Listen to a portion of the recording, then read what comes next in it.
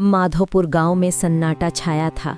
श्यामलाल किसान, जिसने पूरी जिंदगी अपने चारों बेटों के लिए खेत में पसीना बहाया, आज मौत की दहलीज पर खड़ा था। उसके चारों बेटे राम, श्याम, हरि और ओम दुख में नहीं बल्कि इस फिक्र में थे कि अगर बाप मर गया तो जायदाद का बंटवारा कैसे होगा।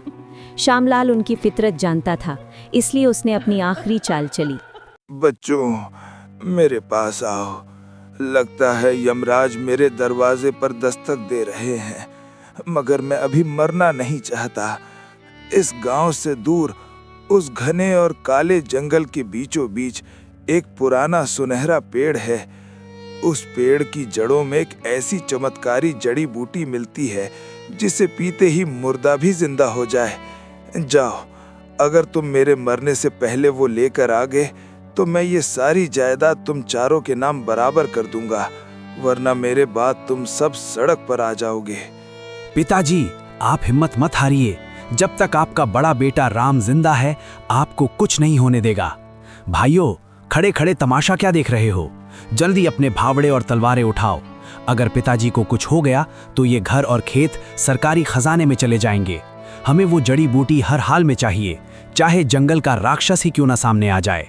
मैं बड़ा हूं, इसलिए जंगल का रास्ता मैं तय करूंगा और तुम सब मेरे पीछे रहोगे। चलो जल्दी निकलते हैं। बड़े भाई, हमेशा की तरह हुक्म चलाना बंद कीजिए। आपका ध्यान सिर्फ जायदाद पर है, मगर मैं पिताजी की जान बचाने के लिए किसी भी हद तक जा सकता हूँ। जंगल घना है और रास्ता खतरनाक, इसलिए दिमाग से काम लेना होगा। मैं आपसे तेज दौड़ सकता हूँ, इसलिए जड़ी बूटी सबसे पहले मैं ही ढूंढूंगा। चलो भाइयों, रुकने का वक्त नहीं है, किस्मत हमारा इम्तिहान ले रही है।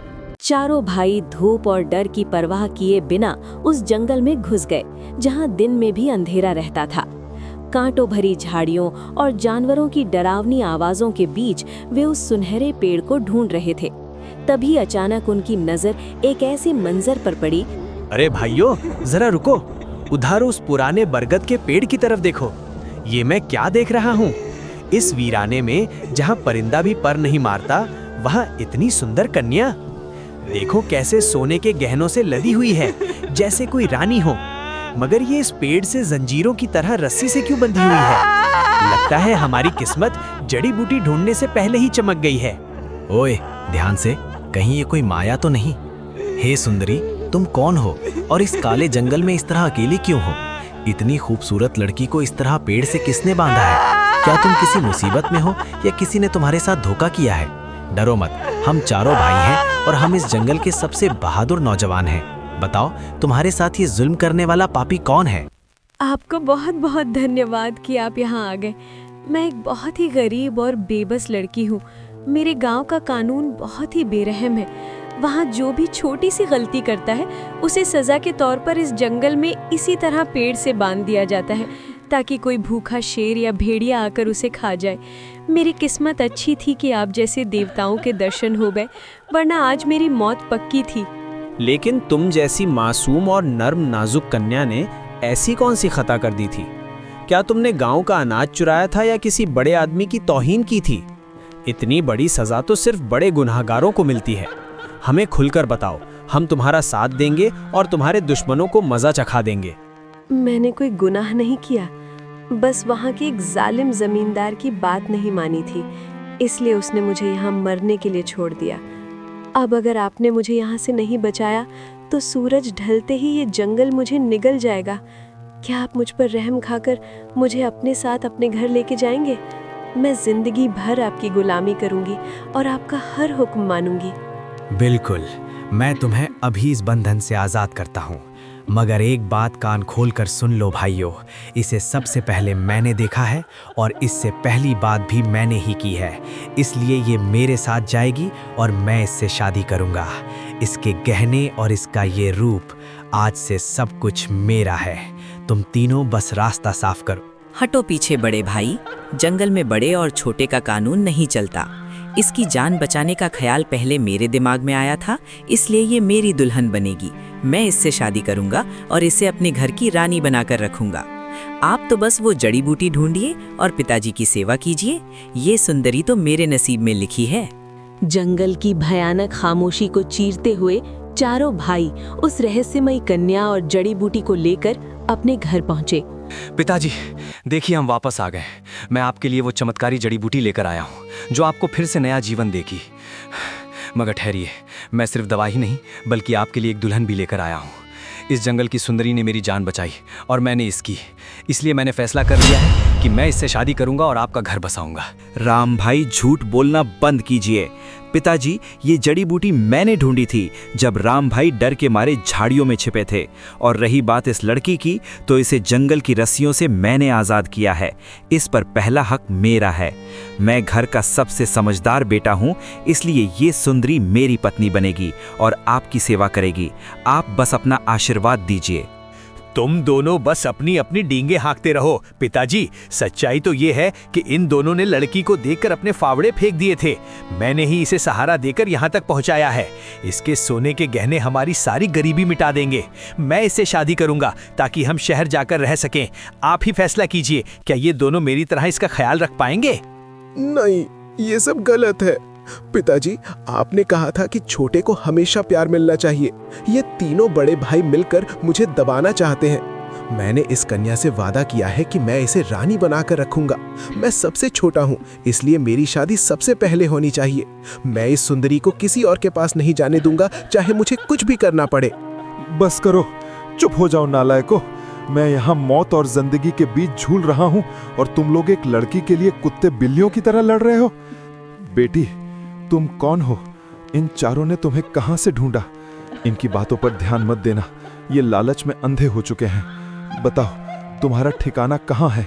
पिताजी, मैं तो बस एक बेबस मुसाफिर हूँ जिसे आपके बेटों ने मौत के मुंह से निकाला है। मेरे लिए तो आपके चारों बेटे देवताओं के समान हैं।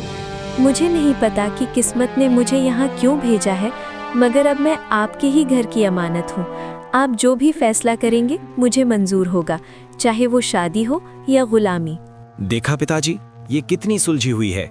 इसने फैसला आप पर छोड़ दिया है, इसलिए बिना देर किए मेरा नाम ले लीजिए। मैं बड़ा हूँ, कानून के मुताबिक जायदाद और घर की मालकिन मेरी पत्नी ही होनी चाहिए। इन तीनों को तो मैं कोई और लड़की ढूंढ दूंगा, मगर ये सुनहरी कन्या सिर्फ मेरी है। कानून की बातें मत कीजिए राम भाई, यहाँ कानून नहीं ताकत चलती है। मैंने इसके लिए जंगल के भेड़ियों से लड़ाई की है। पिताजी, अगर आपने इसकी शादी मुझसे नहीं करवाई तो मैं इस घर का बंटवारा अभी के अभी कर दूंगा। बंटवारा? हाँ, यही ठीक रहेगा। पिताजी, अगर आप किसी एक का पक्ष लेंगे तो हम चारों आपस में लड़कर मर जाएंगे।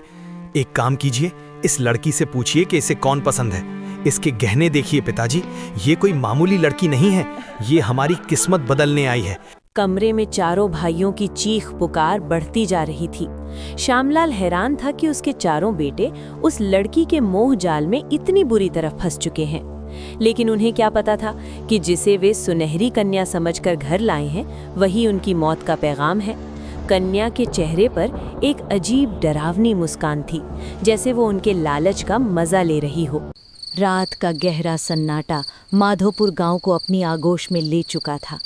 अरे, अचानक इतनी ठंड क्यों बढ़ गई है? श्याम, क्या तुमने खिड़की खुली छोड़ दी है? देखो, बाहर उल्लुओं के रोने की आवाज़ कितनी तेज हो गई है। और ये अजीब सी सड़ी हुई बदबू कहाँ से आ रही है? ऐसा लग रहा है जैसे कोई जानवर घर के अंदर ही मर गया हो। हरी, जाकर जरा देख तो सही। भाई, मुझ में तो हिम्मत नहीं हो रही है। जब से हम उस लड़की को जंगल से लाए हैं, मेरा दिल बैठा जा रहा है। मैंने अभी उसके कमरे की तरफ देखा था। उसकी आंखें अंधेरे में सुनहरी नहीं बल्कि खून की तरह लाल चमक रही थी। तुम दोनों ही डरपोक हो। वो बेचारी मासूम लड़की कमरे में सो रही होगी और तुम लोग बेवजह डर रहे हो। मैं जा रहा हूँ उसके पास, शायद उसे किसी चीज की जरूरत हो। जैसे ही हरी ने उसके कमरे का पर्दा हटाया, उसकी चीख गले में ही अटक गई।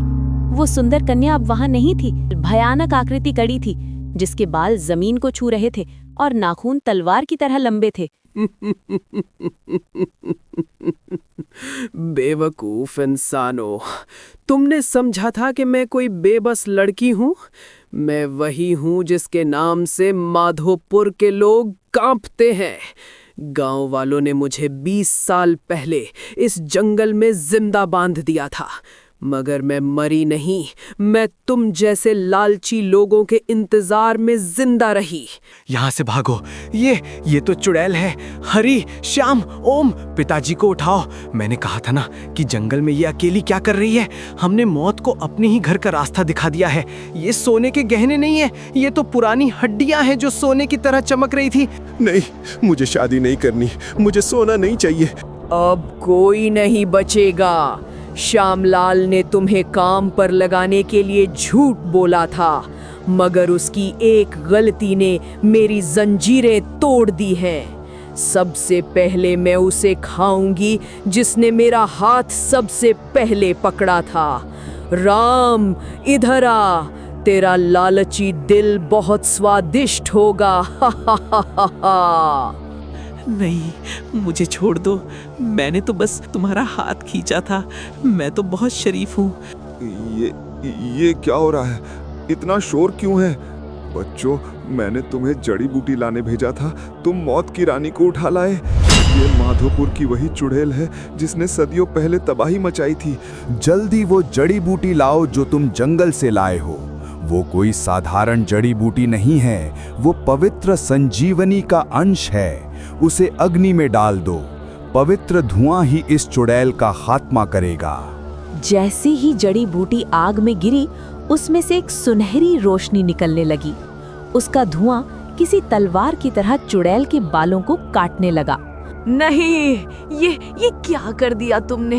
ये पवित्र धुआं मुझे जला रहा है।